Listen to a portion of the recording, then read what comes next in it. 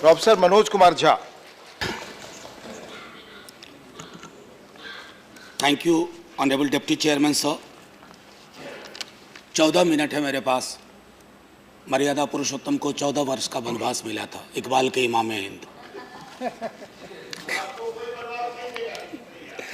Sir, my senior colleague in the House, the former finance minister, I did not count, but I'm told he has presented 8 annual budgets. He talked about a fiscal hole, which was very apparent when you compare the economic survey and the budget estimates which were provided. So when you omit numbers and yet you want us to call it a budget, it's very difficult. One of the analysts had gone to the extent of saying that in view of the alarming fiscal hole, I think government should go for a new budget. But I don't have the privilege of being an analyst. I'm a parliamentarian, so I won't be that brutal.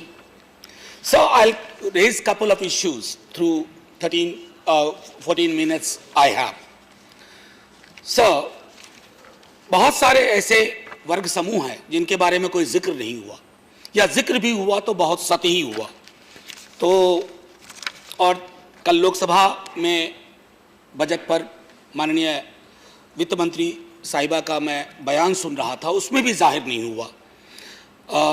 तो वही है कि जो ऐसे वर्ग हैं, चाहे कृषक हों, मजदूर हों, असंगठित क्षेत्र के हों, महिलाएं हों, शेड्यूल कास्ट शेड्यूल ट्राइब हों, ओबीसीज हों, तो उनके लिए मैं सिर्फ इतना कहूँगा कि दुख अपना हमको अगर बताना नहीं आता तो तुमको भी अंदाज़ा लगाना नहीं आता। I think we must have that kind of sensitivity. So, I will read a few lines from the economic survey. Under the title Shifting Gears in Economic Survey, it says during the last 5 years, India's economy has performed well. Then it talks about pathways, trickle down. The government has ensured that the benefits of growth and macroeconomic stability. Macroeconomics, my colleague Chidambaram Sahab has spoken a lot about. Stability reached the bottom of the pyramid. Sir, I can only agree if you are talking about inverted pyramid. It has not reached the bottom of the pyramid. So, the fact is, data needs to be protected under this regime. I think governments come and go, but if they try to fudge their own data, hide their own data, economic survey is all about diagnosis, and then you build your budget on it. अगर economic survey में जो आंकड़े हैं, हमेशा सहूलियत के आंकड़े मिलें जरूरी नहीं सर। आंकड़े हमारी रसोई में नहीं बनते हैं कि आंकड़े बना लिए और आंकड़े पड़ोस दिए। तो मुझको लगता है, I am reminded of what Shakespeare said in Macbeth, the last line, away and mock the time with the fairest show. False face must hide what the false heart does know. That's, sir, about the functioning of the government. Now I come on the agriculture side, sir. PLFS, Periodic Labor Force Survey says, and together with other agencies, till last year, nearly 50%, लगभग 50% हमारे देश की आबादी किसी न किसी रूप में कृषि आधारित थी। बीते एक दशक में तकरीबन 34% का फूड ग्रेन प्रोडक्शन में इजाफा हुआ है सर। लेकिन अगर इस इजाफे के माध्यम से हम किसानी खेतीहर समाज के संकट को देखें तो वहां जरा भी तब्दीली नहीं आई है सर, जरा भी तब्दीली नहीं आई है। मैंने इसी सदन में कहा था कि किसान हमारे पॉलिटिकल मैनिफेस्टो का एक ऐसा हिस्सा है जिसकी चर्चा चुनाव के दौरान गाहे बगाहे होती है, लेकिन मैनिफेस्टो से जो सबसे पहला पन्ना गायब होता है वो किसान और किसानी का है सर। तो ऐसे अब मैं तो कई सदस्य कह चुके, हम ये नहीं कहना चाहते, आपने चुनाव जीता है, आपके पास मैंडेट है। अगर आपका मैंडेट हाशिए के समूहों किसानों की जिंदगी में बेहतरी नहीं ला पाए, अभी चर्चा हो रही है एग्रीकल्चर में, कह रहे हैं जीरो बजट, ZBNF। सर, मैंने कई अर्थशास्त्रियों से भी बात की, सुनने में अच्छा लगता है सर, लेकिन क्या जीरो बजट का मतलब जीरो इनपुट भी होगा? कोई क्लैरिटी नहीं है, कोई क्लैरिटी नहीं है सर। क्योंकि मैं तो लगातार इसी सदन में मैंने कहा था ये नज थियरी पे इस बार मैंने बड़ा जोर देखा है, नज थियरी। सर दुनिया के देशों में नज थियरी डिस्कार्ड की जा रही है। अब ये जो बिहेवियरल इकोनॉमिक्स का मामला है, लोग डिस्कार्ड कर रहे हैं। हम उतरन पहन रहे हैं विदेशों की, उतारे हुए कपड़े, और नज थियरी के माध्यम से आप क्या करना चाहेंगे? किसान को कहेंगे कि ये फसल लगाओ, मसलन दलहन लगाओ। एमएसपी का आपका वही खेल, बिचौलियों का तंत्र हावी, 7 से 8% लोग मात्र एमएसपी के प्रोक्योरमेंट हो पा रहा है। सर मैं रिमाइंड कराना चाहता हूं इस सदन को, 1875 में विनय सहस्त्रबुद्धे जी यहां हैं, डेक्कन में पूरा रिवोल्ट हुआ था पेजेंट का सर, मई जून के महीने में संभवतः 1875 में। जानते हैं सर क्यों हुआ था? वो इसलिए हुआ था कि उस दौर में भी वैश्विक इकोनॉमी से इसको जोड़ा गया था, और वैश्विक इकोनॉमी के, अर्थतंत्र के हिंसक उभार के लिए सेफ्टी नेट नहीं था सर। आज भी हमारे पास बाजारीकृत अर्थव्यवस्था, जिसने लगभग पंगु सा बना दिया है हमारे हाशिए के समाज और समूहों को, उसके लिए हमारे पास कोई सेफ्टी नेट नहीं है सर। स्टोरेज, प्रोक्योरमेंट, इसके बारे में कई बार इस सदन में चर्चा हुई सर। मैं उस पर 5 तारीख को फ्राइडे थी सर, बजट के जब शुरुआती अंश मैंने पढ़े तो मैंने 80 के दशक में जब हम लोग छात्र थे तो एक फिल्म देखी थी, Friday the 13th, horror movie थी सर, हॉरर मूवी थी वो। तो बजट हॉरर मूवी नहीं लगना चाहिए, बजट से सुकून मिलना चाहिए लगे।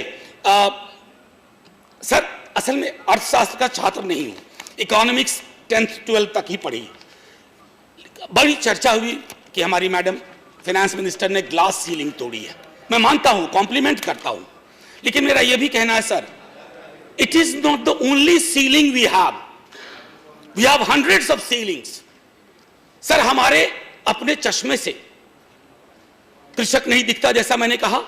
कोई इनफॉर्मल इकोनॉमी में जो ब्लीडिंग इमेजेस हैं उसकी ओर हम नहीं देख रहे हैं सर। डिमोनेटाइजेशन ने क्या नुकसान किया और उसकी भरपाई कैसे कर पाएंगे आप? आपकी बजट में उस पर चुप्पी है सर। बजट का मतलब सिर्फ 5 क्रोनी पूंजीपतियों की पैरोकारी करना नहीं होता है। बजट का मतलब होता है कि मध्यम आय वर्ग, निम्न आय वर्ग और निम्न वर्गों के पास आपके बजट का संदेश क्या जा रहा है। मैं माफी के साथ कहना चाहता हूं कि आपके बजट का संदेश यह जा रहा है कि आप शमशान में विवाह के गीत गा रहे हैं, शमशान में विवाह के गीत गा रहे हैं। सर एक छोटी चीज पढ़ना चाहता हूं। इसी सदन में 74 में लोकसभा में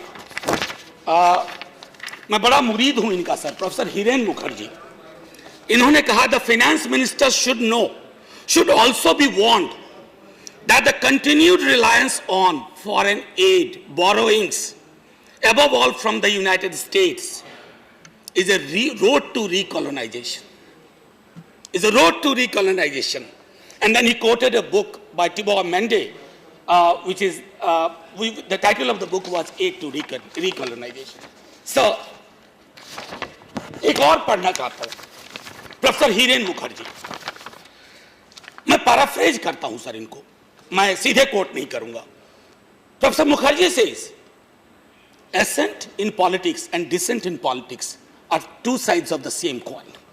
आपका अभी ascending phase चल रहा है, लेकिन अगर लोगों की नजर से दूर हो गए, लोगों को बजट में कुछ नहीं लगा, तो कभी अर्श पर, कभी फर्श पर, कभी तेरा दर, कभी दर बदर।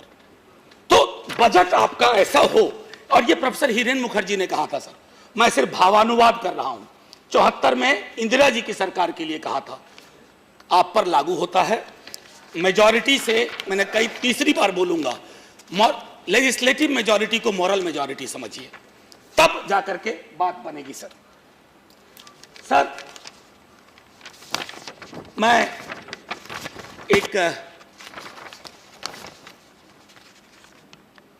आपकी तवज्जो चाहता हूं। मेरी मां ने एक फेसबुक पोस्ट लिखा सर बजट के बाद, और उन्होंने वो लिखा उसमें,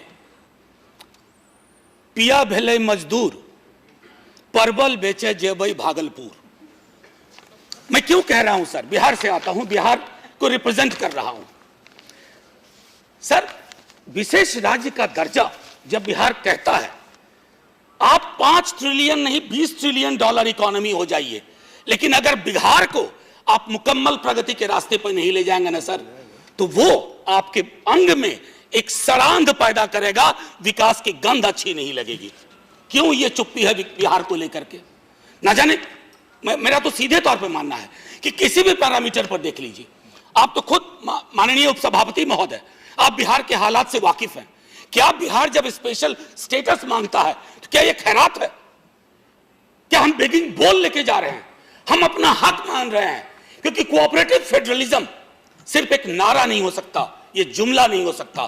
कोऑपरेटिव फेडरलिज्म को अगर जमीन पे उतारना है तो बिहार जैसे राज्यों को आप स्पेशल स्टेटस दीजिए। मंत्री साहिबा है नहीं, मैं उनसे तो सीधे दरखास्त करता, प्रधानमंत्री जी से अपील कर रहा हूं कि अगर बिहार प्रगति नहीं करे, सर 4 मिनट है, मैं भी देख रहा हूं, आप अपना काम सर आपकी नजर उधर जाती है, मैं डिस्टर्ब हो जाता हूं। यहाँ बैठे बैठे हर तरफ जाती है, आप पर भी जा रही है सर। तो ये बिहार को लेकर के मैं ये बात कह रहा था।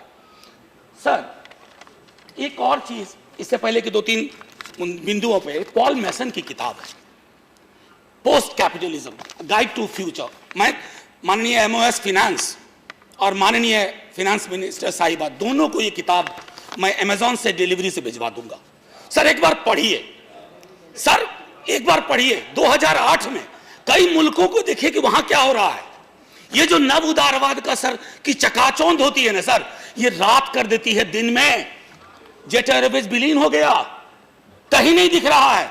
हम सब जेट एयरवेज में टिकट ढूंढते थे, खाना बढ़िया मिलता है, क्या हो गया सर? नव उदारवाद कंपनियों को खा जाता है, सिर्फ कंपनियों को नहीं खाता, इंप्लॉइज को खा जाता है, आपकी अर्थव्यवस्था को खा जाता है। हम क्यों गुलाम बने हुए हैं? तो 2008 में सर लंदन टाइम्स ने एक चीज लिखी, मार्क्स इज बैक। मैं मार्क्सिस्ट उस रूप में नहीं हूं सर, पार्टी फॉर्मेशन में नहीं, लेकिन मेरा हमेशा मानना है कि जो दिल से राजनीति करे ना वो वामपंथी होता है, क्योंकि दिल बाएं में होता है, लेफ्ट साइड में। तो सबको थोड़ा बहुत होना चाहिए। सर मैं इसलिए कह रहा हूं, कई दुनिया के देश स्ट्रगल कर रहे हैं। न्यू लिबरलिज्म की बेसिक फिलॉसफी है सर accumulation by disposition.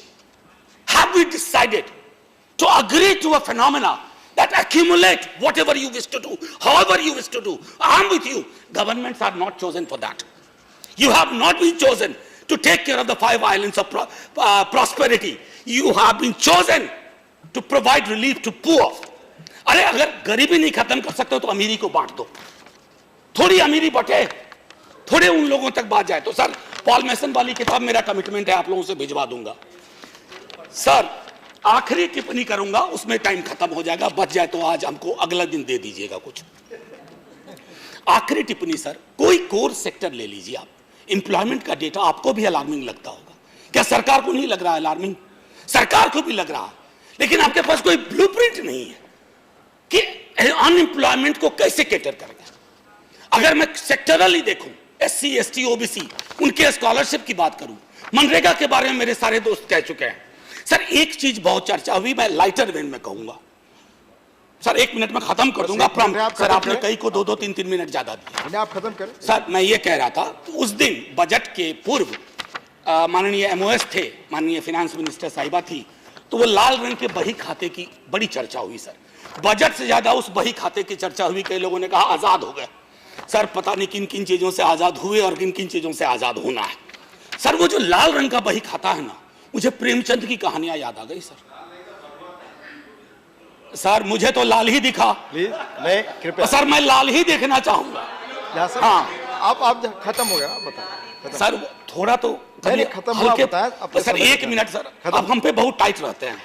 कुल 43 वक्ता है, आज अपनी बहस से खत्म होनी है। दे दीजिए सर, मैं आप सबसे समय का पालन का आग्रह इसलिए कर रहा हूं कि रात आप कब तक बैठेंगे वो तय कर। सर मैं ये कह रहा हूं, ये जो लाल रंग का बही खाता है ना, ये डराता भी है बहुत सर। आप प्रेमचंद की कहानियों को पढ़े होंगे, जब साहूकार बही खाता खोलता था तो कमरू डर से कांपने लगता था कि न जाने क्या निकलेगा उसमें। सर वो मैं कहना चाहता हूं, optical illusion, this government runs on optical illusion and this government has the tendency to remain in optical illusion. आखिरी टिप्पणी सर, आखिरी टिप्पणी, अगर इस बजट के बारे में पूछना है ना सर, धूमिल की एक छोटी सी कविता पढ़ने दीजिए।